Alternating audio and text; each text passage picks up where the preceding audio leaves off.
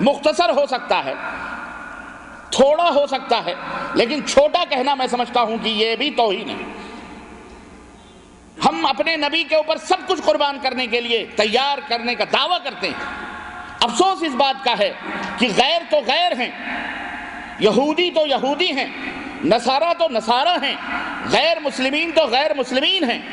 ہم اپنے کلمہ پڑھنے والے مسلمانوں کے سامنے دلائل کے پشتارے رکھتے ہیں، قرآن کی آیات رکھتے ہیں، احادیث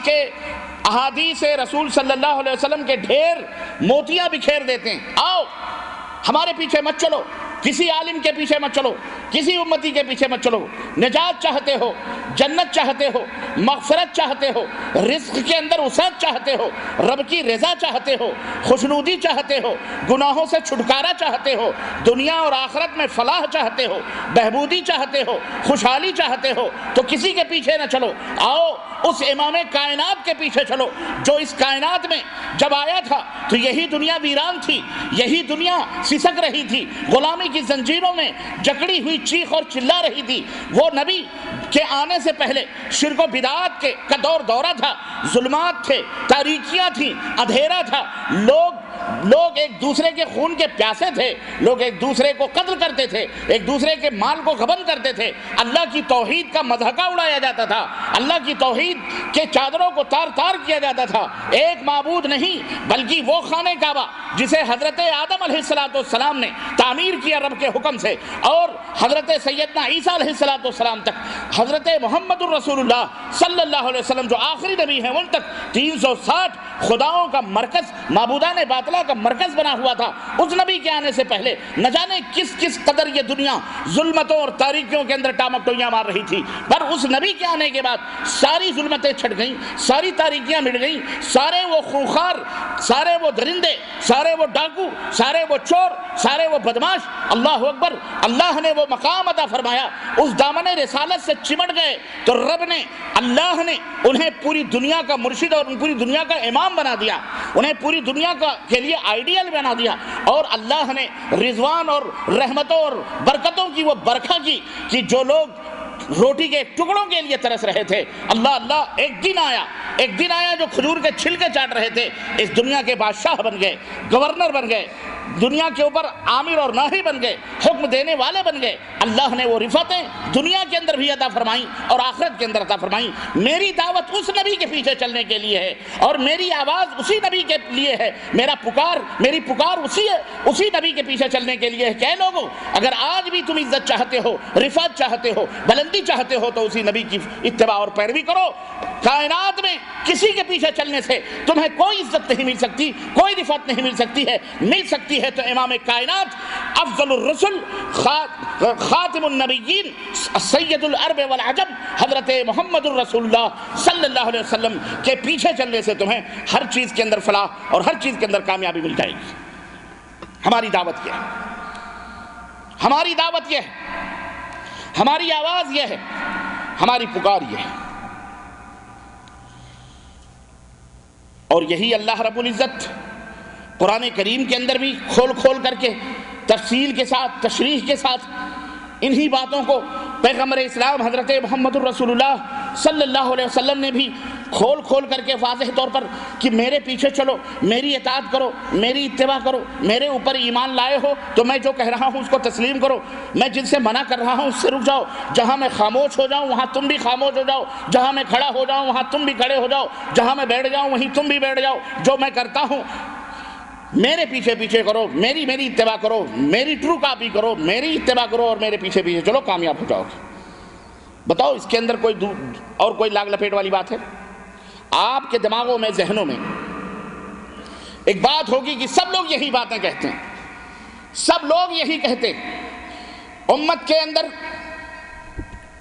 تفرقے ہوئے، امت کے اندر اختلافات ہوئے، امت کے اندر ٹکڑیاں ہوئیں، جماعتیں بنی، لوگ اپنے اپنے گروہوں کی طرف لوگوں کو دعوت دینے لگے، سب لوگ نبی صلی اللہ علیہ وسلم کا نام لیتے ہیں۔ آپ یہ مجھ سے سوال کر سکتے ہیں، آپ کون سی ایسی بات پیش کر رہے ہیں جو نہیں ہے؟ آپ کون سی ایسی دعوت دے رہے ہیں جو نہیں ہے؟ میں کہتا ہوں میرے عزیزوں، یہ کوئی نئی دعوت میں پیش نہیں کر رہا، حقیقت ہے میں کوئی نئی بات پیش نہیں کر رہا، لیکن ہماری دعوت میں اور دیگر گروہ اور دیگر جماعتوں کی دعوتوں میں جو فرق ہے بنیادی طور پر اور جوہری طور پر منطقی طور پر، وہ بھی آپ کے سامنے میں واضح کر دینا مناسب سمجھتا ہوں، اسے بھی کھول کھول کر کے بیان کرنا میں ضروری سمجھتا ہوں، تاکہ آپ کے دماغوں میں شیطان نے جو وسوسے ڈالیں اور اس کے پنجوں میں جکڑ کر جو آپ سنت رسول کا ہم مذاق اڑاتے ہیں، مضحکہ اڑاتے ہیں، چاہے وہ بڑے ہوں یا چھوٹے ہوں، یاد رکھو ان کی سمجھ میں بھی یہ بات آ جانی چاہیے۔ کوئی بھی بنیادی فرق کیا ہے؟ دیکھو، اسلام کے اندر عقیدہ ہے، بنیادی چیز ہے۔ اسلام کے اندر عمل ہے، بنیادی، یہ بھی عقیدے کے بعد ہے۔ اس کے بعد اسلام کے جو نظام اور قوانین ہیں، وہ عائلی ہوں، سیاسی ہوں، معاشرتی ہوں، شادی بیاہ کے نظام ہوں، ملک چلانے کے نظام ہوں، جو کچھ بھی ہوں، سارے چیزیں۔ ہم یہ کہتے ہیں کہ اگر زبان سے آپ اقرار کرتے ہیں اور دل سے اگر آپ اس کا اظہار بھی کرتے ہیں، دل سے آپ یقین رکھتے ہیں، تو پھر عمل سے اس کا اظہار کیوں نہیں ہوتا؟ عمل سے اس کا اظہار کیوں نہیں ہوتا؟ نمبر ایک۔ نمبر دو، بنیادی چیز عقیدہ ہے۔ عقیدہ صحیح ہونا چاہیے، مضبوط ہونا چاہیے، صاف اور ستھرا ہونا چاہیے۔ عقیدے کے اندر کسی قسم کی کجی نہ ہو، عقیدے کے اندر کسی قسم کی گندگی نہ ہو، عقیدے کے اندر کسی قسم کی نرمی نہ ہو، ٹھوس ہو، مضبوط ہو، پختہ ہو۔ اب سوال یہ پیدا ہوتا ہے، یہ عقیدہ ٹھوس کیسے ہوگا، مضبوط کیسے ہوگا، صحیح کیسے ہوگا؟ لا محالہ آپ کے دماغوں میں وہی بات آئے گی کہ جو عقیدہ حضرت محمد الرسول اللہ صلی اللہ علیہ وسلم نے بتلایا ہے، وہی عقیدہ ٹھوس ہے، وہی عقیدہ مضبوط ہے، اور انہی کی بات سب سے پختہ ہے۔ پوری انسانیت کو یہ دعوت دی جا رہی ہے کہ تم جو بھی عقیدہ رکھ رہے ہو، اللہ کے بارے میں، رسول کے بارے میں، قرآن کے بارے میں، آخرت کے بارے میں، تقدیر کے بارے میں، کتاب کے بارے میں، رسولوں کے بارے میں، جو بھی عقیدے سے متعلق چیزیں، ان تمام چیزوں کو اللہ اور اس کے رسول کی باتوں پر پیش کرو، قرآن اور حدیث پر پیش کرو۔ اگر قرآن اور حدیث میں وہ عقیدہ ملتا ہے تو لے لو، نہیں ملتا ہے تو چھوڑ دو۔ واللہ بالکل سیدھی سی بات ہے، کوئی بہت بڑی بات نہیں ہے۔ اب آپ سوچتے ہوں گے کہ جناب علی ٹھیک ہے، یہاں پر بھی لوگ گھپلے کرتے ہیں، پیش نہیں کرتے۔ ہم کہتے ہیں پیش کرو، وہ عقیدہ نہ رکھو جو عقیدہ کسی امتی نے بیان کیا ہے۔ عقیدہ وہی ٹھوس اور مضبوط ہو سکتا ہے جو عقیدہ حضرت محمد الرسول اللہ صلی اللہ علیہ وسلم نے رکھا، اور آپ صلی اللہ علیہ وسلم نے اپنے صحابہ کو جس عقیدے کے رکھنے کا حکم دیا ہے، وہ عقیدہ رکھو۔ اور صحابہ نے جس طرح عقیدہ رکھا ہے، نبی کے بارے میں، رسول کے بارے میں، اللہ کے بارے میں، قرآن کے بارے میں اور دیگر چیزوں کے بارے میں، ہمارا بھی ایمان اور عقیدہ اسی طرح کا ہونا چاہیے۔ بولو یہ بات اچھی ہے کہ نہیں اچھی ہے؟ یہ بھی اچھی ہے، منظور ہے۔ اگر کسی کو منظور نہیں ہے تو مسلمان ہی نہیں، سیدھی سی بات۔ یہاں پر ایک اور بات میں آپ کو بتاؤں، جب ہم یہ کہتے ہیں کہ قرآن اور حدیث کے اوپر اپنے عقیدے کو پیش کرو، اور قرآن اور حدیث میں جو باتیں ہیں، جس طرح کا عقیدہ بیان کیا گیا ہے، اس طرح کے عقیدے کو اپناؤ، اس طرح کے اعمال کو اپناؤ، اس طرح کے اخلاق کو اپناؤ، اس طرح کی سیاست کو اپناؤ، اس طرح معاشرت کو اپناؤ، اس طرح اپنی پوری زندگی کو نبی کریم صلی اللہ علیہ وسلم کی سنت کا مجموعہ بناؤ۔ جب ہم یہ کہتے ہیں تو آپ یہ کہہ سکتے ہیں کہ جناب علی سب یہی بات کہتے ہیں، تو پھر آپ جب ہم یہ کہتے ہیں کہ اللہ اس کے رسول صلی اللہ علیہ وسلم کے مطابق جو بیانات ہیں اس کے مطابق دے، بتاؤ تو اس کا مطلب کیا ہے؟ اس کا مطلب یہ ہے کہ عقیدہ جس طرح اللہ نے اپنے نبی کو بتلایا اور نبی نے اپنے صحابہ کو سکھلایا اور صحابہ نے جس طرح عقیدہ رکھا اس طرح کا عقیدہ ہمیں اور آپ کو رکھنا چاہیے. یعنی قرآن کو اور حدیث کو اپنے مزاج اور اپنے دماغ سے سمجھنے کی ضرورت نہیں ہے، بلکہ قرآن اور حدیث کے جو اولی مخاطب تھے، قلب اطہر پر اللہ کی وحی کا نزول ہوتا تھا، جبریل امین کلام اللہ لاتے تھے، اللہ کے رسول کو اللہ کا پیغام پہنچاتے تھے، اور اللہ کے رسول اپنے صحابہ کو اسی طرح جس طرح اللہ نے وہ پیغام دیا ہے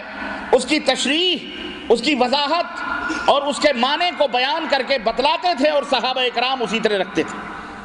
اور پھر صحابہ نے اپنے شاگردوں کو، جن کو ہم تابعین کہتے ہیں، ان کو اسی طرح کے ایمان اور عقیدے رکھنے کا حکم دیتے تھے. یعنی قرآن اور سنت کو مختصراً یوں سمجھ لیں کہ جب ہم یہ کہتے ہیں کہ قرآن و سنت کے مطابق ہونا چاہیے تو اس کا مطلب یہ نہیں ہوتا، اور استغفر اللہ 1000 بار استغفر اللہ، کہ ہم اپنے مزاج اور طبیعت سے قرآن کی جس آیت سے چاہیں اپنا عقیدہ بنا لیں، حدیث کے جس مفہوم سے چاہیں ترجمے سے ہم اپنا عقیدہ بنا لیں. نہیں، یہ مطلب نہیں ہوتا، بلکہ ہمارا مطلب یہ ہوتا ہے کہ صحابہ کرام رضوان اللہ علیہم اجمعین، جن کو مشق بنا، جو اس وحی کے پہلے مخاطب تھے، پہلے ان کو عمل کرنے کا حکم دیا جاتا تھا، ان لوگوں نے جس طرح اس آیت کریمہ کے معنی کو سمجھا ہے، نبی نے جس طرح سمجھایا ہے، صحابہ نے جس طرح سمجھا ہے اور عمل کیا ہے، اے کائنات کے لوگو، اے قیامت تک آنے والے لوگو، تم بھی اگر اسی طرح سے سمجھ کر اور عمل کرو گے تو انشاءاللہ تبارک تعالیٰ ہدایت پا جاؤ گے. ہم جب دعوت دیتے ہیں کہ قرآن سنتوں کو مانو، نبی کائنات کے پیچھے چلو، تو ہمارے ہی درمیان بہت سارے ناسمجھ لوگ جو اپنے آپ کو عالم بھی کہتے ہیں، مفتی بھی کہتے ہیں، اور نہ جانے کیا ان کے دماغوں میں چیزیں بیٹھی ہوئی ہیں کہ باتوں کو ٹیڑھا میڑا کر کے امت کے سامنے دوسری بات پیش کرتے ہیں. ہم جب یہ کہتے ہیں کہ قرآن اور حدیث کو مانو تو وہ یہ کہتے ہیں لیجئے جناب 2-4 دن کے یہ مولوی پیدا ہو گئے، اب قرآن اور حدیث کو اپنے مزاج سے سمجھنے والی بات کر رہے ہیں. ہمارے فلانے بزرگ نے نہیں سمجھا، ہمارے فلانے علامہ نے نہیں سمجھا، ہمارے فلانے حکیم الامت نے نہیں سمجھا، ہمارے فلانے شیخ الحدیث نے نہیں سمجھا، ہمارے فلانے بزرگ نے نہیں سمجھا، وہ دیکھو فلانے اولیاء اللہ کا یہ عقیدہ، وہ دیکھو فلانے بزرگ کا یہ عقیدہ، وہ دیکھو فلانے. یہ کہہ کر کے امت کو گمراہ کرتے ہیں کہ نہیں نہیں نہیں نہیں نہیں، یہ لوگ انارکی پھیلا رہے ہیں، یہ لوگ منمانی تعلیم دے رہے ہیں، یہ لوگ گمراہ کر رہے ہیں. کیوں؟ اگر تم اپنے مزاج سے قرآن اور حدیث کو سمجھو گے گمراہ ہو جاؤ گے، اگر تم اپنی طبیعت کے مطابق سمجھو گے، اگر تم ان کے کہنے پہ چلو گے گمراہ ہو جاؤ گے. کیوں؟ اس لیے کہ یہ لوگ اپنے مزاج اور اپنی طبیعت سے لوگوں کو دعوت دیتے ہیں. ہم کو الو سمجھا ہوا ہے، پاگل سمجھتے ہیں.